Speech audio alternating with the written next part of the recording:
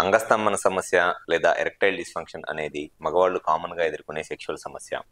అయితే ఈ అంగస్తంభన సమస్య లేదా erectile dysfunction and sexual problems రావటానికి గల ముఖ్య కారణాలు ఏమిటి అనేది ఈ వీడియోలో నేను డీటెయిల్గా చెప్తాను. నేను doctor Krantikumar Reddy, consultant andrologist, J andrology and men's health. మాకు విజయవాడ, వైజాగ్, రాజమండ్రి, నెల్లూరు మరియు కర్నూలులో బ్రాంచెస్ ఉన్నాయి. నేను మగవాళ్ళలో ఎటువంటి సెక్షువల్ సమస్యలున్నా, ముఖ్యంగా అంగస్తంభన, శీఘ్రస్ఖలనం లాంటి సెక్షువల్ సమస్యలు ఏదైనా ఉంటే అటువంటి ప్రాబ్లమ్స్ నేను ట్రీట్మెంట్ చేస్తాను.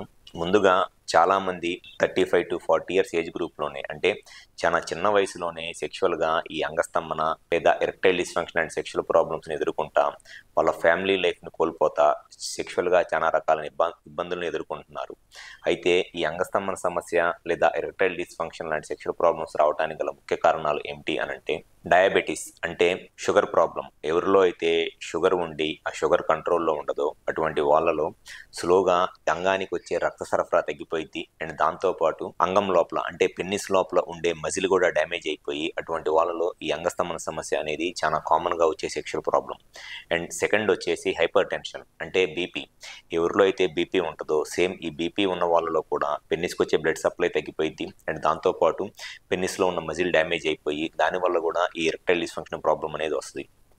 అండ్ థర్డ్ ప్రాబ్లం వచ్చేసి స్మోకింగ్. ఎవరైతే సిగరెట్లు ఎక్కువగా తాగుతా అండ్ ఆల్మోస్ట్ ఎక్కువ సంవత్సరాల నుంచి సిగరెట్లు తాగుతున్నారు, అండ్ దాంతోపాటు ఒబేసిటీ అంటే వెయిట్ ఎక్కువ ఉండి బ్లడ్లో కొలెస్ట్రాల్ లెవెల్స్ ఎక్కువ ఉంటాయో వీళ్ళలో కూడా ఈ పెన్నిస్ లోపల ఉండే మజిల్ డ్యామేజ్ అయిపోయి దానివల్ల ఈ అంగస్తంభన సమస్య వచ్చింది.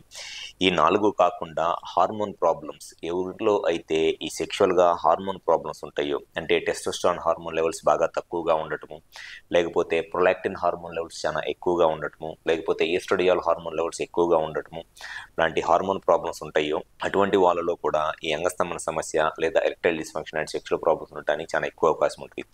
ఇవన్నీ కాకుండా సైకలాజికల్ రీజన్స్, ఎవరైతే సెక్షువల్గా అంతకుముందు 1-2 సార్లు ట్రై చేసి ఫెయిల్ అయిపోతారో దానివల్ల వాళ్ళకి కాన్ఫిడెన్స్ తగ్గిపోయి వాళ్ళకు ఒక టైప్ ఆఫ్ భయం వచ్చేస్తుంది. అసలు నేను సెక్స్ చేయగలనా లేదా, అనవసరంగా సెక్షువల్గా ట్రై చేస్తే మళ్ళీ చేయలేకపోతే నా గురించి ఏమనుకుంటారు అనే ఒక సైకలాజికల్ ప్రాబ్లమ్స్. సో ఈ సైకలాజికల్ ప్రాబ్లమ్స్ వల్ల కూడా చాలా మందిలో ఈ అంగస్తంభన సమస్య లేదా ఎరెక్టైల్ డిస్ఫంక్షన్ అండ్ సెక్షువల్ సమస్యలు వస్తాయి.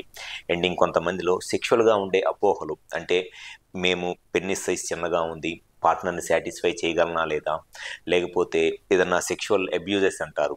ఇంతకుముందు ఎక్కువగా నేను పార్న్ వీడియోస్ చూసి మాస్టర్బేషన్ చేసుకున్నాను, దానివల్ల పెన్నిస్ లోపల ఉండే బ్లడ్ వెజల్స్ మధ్యలో డ్యామేజ్ అయిపోయినాయి, సో అందుకే నాకు ఎరెక్టైల్ డిస్ఫంక్షన్ లేదా అంగస్తంభన సమస్య ఉండి ఉంటుంది అనే అపోహలతో కూడా చాలామంది ఈ సెక్షువల్గా ఈ అంగస్తంభన సమస్యతో బాధపడుతూ ఉంటారు.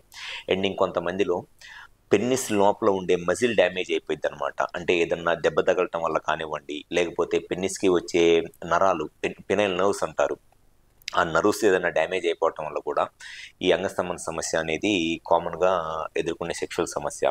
సో ఎప్పుడైనా సరే సెక్షువల్గా ఈ అంగస్తంభన సమస్య ఉన్నప్పుడు ఫస్ట్ దానికి కరెక్ట్గా కారణం ఏమిటి, షుగర్ ప్రాబ్లం ఏమైనా ఉందా లేదా షుగర్ కంట్రోల్, ఒకవేళ షుగర్ ప్రాబ్లం ఉంటే అంటే డయాబెటీస్ ఉంటే ఆ షుగర్ కంట్రోల్లో ఉందా లేదా, బీపీ ఏమైనా ఉందా అండ్ ఆ బీపీ కంట్రోల్లో ఉందా లేదా, అండ్ స్మోకింగ్ కానీ లేకపోతే ఒబేసిటీ అంటే వెయిట్ ఎక్కువ ఉన్నారా, ఇవన్నీ చెక్ చేసుకోవాలి. అండ్ కంపల్సరీగా హార్మోన్ లెవెల్స్ ఎలా ఉన్నాయి, టెస్టోస్టెరాన్, ప్రొలాక్టిన్, ఈస్ట్రోడియాల్ ఈ హార్మోన్ లెవెల్స్ ఎలా ఉన్నాయి అనేది చూసుకోవాలి. అండ్ దాంతోపాటు పేషెంట్స్కి సెక్షువల్గా ఏమైనా డౌట్స్ ఉన్నాయా, అంతకుముందు సెక్షువల్గా ట్రై చేసి 1 or 2 times ఫెయిల్ అయిపోవటము లాంటి సెక్షువల్ సమస్యలతో ఏమైనా ఇబ్బంది పడుతున్నారా, లేకపోతే పెన్నిస్కి దెబ్బ తగలటము లాంటి సమస్యలు ఏమైనా ఉన్నాయా, లేకపోతే పెన్నిస్ సైజ్ చిన్నగా ఉండి, లేకపోతే ఇంతకుముందు ఎక్కువ మాస్టర్బేషన్ హస్తప్రయోగం చేసుకున్నాము దానివల్లే ఈ సెక్షువల్ సమస్యలు లాంటి ప్రాబ్లమ్స్ వచ్చినాయి అనే అపోహలు ఏమైనా ఉన్నాయా అనేది అన్నీ కరెక్ట్గా తెలుసుకుంటేనే ఈ అంగస్తంభన సమస్య లేదా ఎరెక్టైల్ డిస్ఫంక్షన్ ప్రాబ్లంకి మనం కరెక్ట్గా ట్రీట్మెంట్ చేయగలము.